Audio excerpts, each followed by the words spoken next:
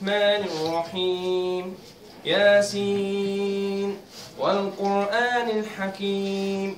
إلى بقعة من الأرض اللي احنا عايشين فيها، أي الإنسان الذي يستقر بشكل ثابت داخل قادرة عنها ويتمتع بشكل مساوي مع بقية المواطنين ورقي، ازداد انخراط مواطنيها في التي أتت بالتنمية والتطور السريع في الأوروبية، يحظى التعليم الفني بها اهتماما كبيرا لأنه المصدر الرئيسي في توفير العمالة الفنية المتدربة.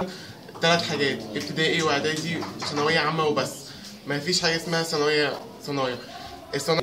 احنا برضو بنفتكر وممكن نعمل حاجات احسن من التانيين بيعملوها، بل ان هم فعلا دخلوا جامعات وفروا فيه حاجات كتير، جامعات زراعه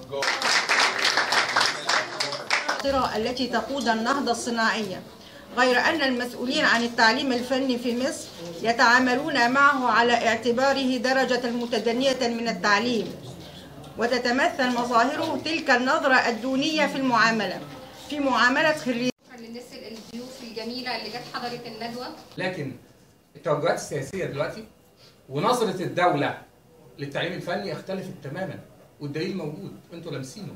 بقت في وزاره اسمها وزاره التعليم. دلوقتي اراعي الطالب المتفوق، عشان معظم الطلبه المتفوقين بيخشوا تعليم فني. انا ابدا بنفسي، انا طالب شايف الناس بتبص لي نظره وحشه ليه؟ نحدد مجموعه من المفاهيم عشان يكون لقائنا مثمر وبناء، ونطلع كلنا بمعلومه واضحه للكل. لازم نميز بين 4 عناصر: مبدأ تكافؤ الفرص، مفهوم المواطنة، مفهوم الانتماء، مفهوم العمل التطوعي. ال4 دي لكل طالب، وتربينا وتعلمنا بهذا الاسلوب. ان انت كمدرس هتخش الفصل، ايجاد فرص عمل تتناسب مع المستويات المختلفة، ايجاد فرص اشمل بقدم له نوع تعليم يتناسب معاه وقدراته ومجموعه، او طالب التعليم العام. اذا كان طالب التعليم العام، جيب لي كده شعب في الدنيا كله عنده 3.5 مليون اغنيه عن مصر.